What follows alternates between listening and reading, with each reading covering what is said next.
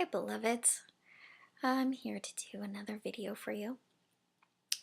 This video is actually on the spiritual importance of Judge Kavanaugh. And if you're anything like me, you've been very curious. I've been very curious about what's been happening with the hearing. I feel that for me personally, it is very reflective of what I'm processing. And one of the things that I notice is that I call it triangulation, is whatever's happening within inside of me, whatever I'm processing, there's something that's also happening out in the world that's a reflection of what I'm processing and experience within myself. And so this case is like such a reflection of healing that is happening within me. And I'm not sure if other people are experiencing it or if this is something that you're experiencing, but I want to share what I'm experiencing in hopes that maybe it'll resonate with you or help you along on your path, or maybe just give you some comfort in knowing that you're not alone in processing sexual trauma and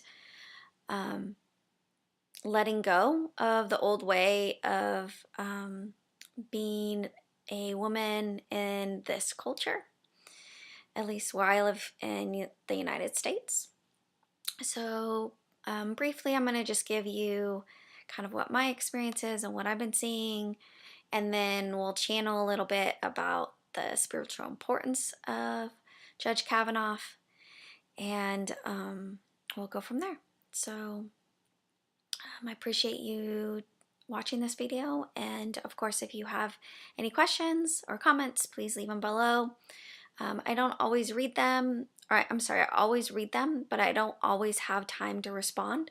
So know that I am looking at them and sending you love. I also do personalized readings. If you feel that you need additional help and would benefit from a reading, please contact me. My information will be below, and I'll be honored to help in any way I can. And so we'll go ahead and begin. So this is kind of a difficult video to do just because it's such a vulnerable place for me, but I really feel guided in doing this. So for me personally, I am a survivor of sexual trauma and had a similar experience as Dr. Ford. And so this really resonates with me. And my high school wasn't as bad as it sounds like Dr. Ford's high school was, and the culture. I've been hearing that people are calling it the rape culture, and I definitely can relate to that. And for me personally, I knew at the time it wasn't safe for me to report what had happened to me. And even in college, I knew it wasn't safe to report it. And in fact, I had several friends that were sexually violated who did report it. And it was basically, it was swept under the rug. And seeing that happen to them, I knew that when it happened to me that it didn't do any good for me to report it, that nothing was going to be done, and it was just going to be even more painful for me to have to be ignored and to be shamed into silence. So for me personally, when I'm seeing what's playing out in the world and Dr. Ford having this chance to speak her truth in front of the world, essentially, probably mostly the United States is watching this, but for her to share her experience and there being backlash, and people are listening to her and honoring her and respecting her and encouraging her. And for me personally, I feel like that she's a hero for speaking her truth. I don't know if I could do it in that way. And so I applaud her. I'm grateful for her. And I have such high hopes that this is the changing of the guards, in a sense, that we're coming into a new way of being where women's bodies are going to be respected, that they don't belong to men anymore, or they're not property of anyone else's, that a woman can make choices for herself, what's best for her. But I'm human too, and I feel fear around it. I really am hopeful that we're coming into this new way of being. So it's exciting. It's exciting to see what could be. And I'm excited for the next generation. I'm excited in hopes that the next generation won't have to be on guard all the time, like not knowing like if they're safe or not. Um, and then having to shoulder the responsibility of sexual assault and maybe not getting the support that they need. So that's kind of just a brief overview of my personal experience. I'm happy to go more in depth if that's something that you're interested in. Go ahead and post comments before. If I get enough people that are interested to hear more, I can share more. But at this point, I don't see the relevance of it. I feel like just the overview is good enough. So, and then without further ado, let's go ahead and channel. I'm not sure who we're going to work with, but I'm open to whomever wants to come through. So, give me just a couple minutes to ground and invite Spirit to come in and speak to us. So, just bear with me one moment.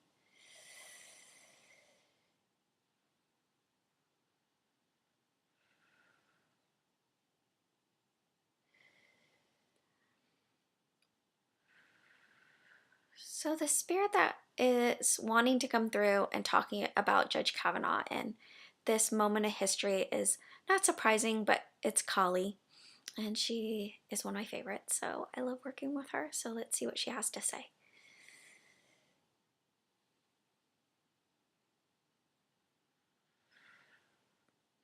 So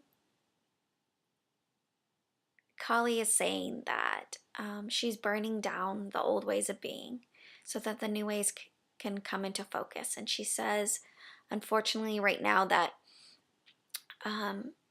all this pain has to be brought to the surface and acknowledged.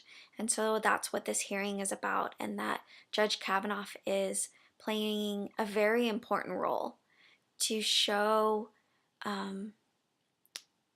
young people, young men and women, and boys and girls, the importance of respecting each other and respecting oneself. And she's talking about that this old way of being, the good old boys club, where they protect each other and they shield each other, and they feel that they have that they're entitled to whatever it is that they want, and it doesn't matter who they step on or who they hurt, that their way of being is the most important. And that's crumbling, that's coming down, and we're watching it.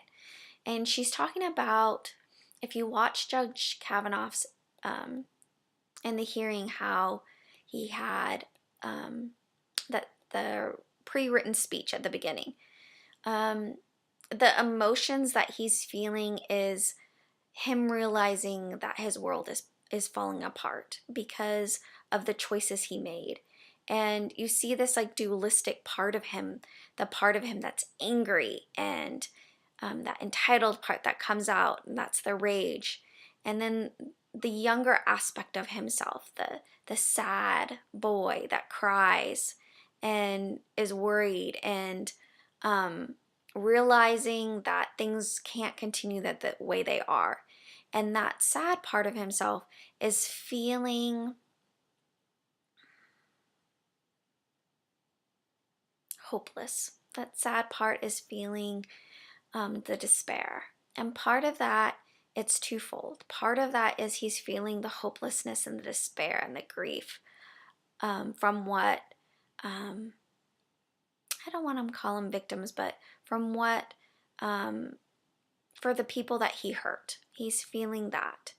And but he's also feeling the shame of how he's hurt people. And it's coming into focus for him. And even though he doesn't want to accept responsibility right now, the universe is encouraging him to look at himself. And for us not to worry too much about what happens, what is the outcome of the hearing, for us not to get discouraged or distracted. Because even if he won, or even if he wins the nomination and becomes on the Supreme Court, his purpose was served by being the representative, so that all of us can see the ways that maybe we weren't in complete sexual integrity with ourselves, and maybe we hurt people. And for us to see that in ourselves, see that inner predator within ourselves, so that that part of ourselves can be healed. And it's those that heal the inner predator and welcome that inner predator. I call it, like the round table of King Arthur's time. You welcome that inner predator and you acknowledge that inner predator part of yourself. And you allow for that inner predator to become the self-protector. And if you have an inner predator that is integrated, then nobody else could ever hurt you again, because that inner predator is going to protect you now. It's those of us that are in denial of our inner predator that people continue to take advantage of us, continue to hurt us, because we haven't befriended our inner predator, and so we're open to be attacked. So that's what this period is about, is really about learning to love our inner predator, integrate our inner predator, so that we can come into a state of being where we're not afraid anymore, and that we can speak our truth, and we know that we can protect ourselves if anything happens, and that everything's going to be okay. That trust in the universe that we're going to be supported no matter what. And so that's the message for the collective on the Judge Kavanaugh hearing. I'm just sending my gratefulness for Callie to coming through. And again, if you would like to have a reading, please contact me below. I'm sending you all my love and gratefulness. And I hope that you're doing so much self-care if you're working out and through your shadow work in the world. And remember that you have to take care of yourself first, and to fill your cup first, and then you can go and be of service. So I love you. Take care, and I will talk to you soon.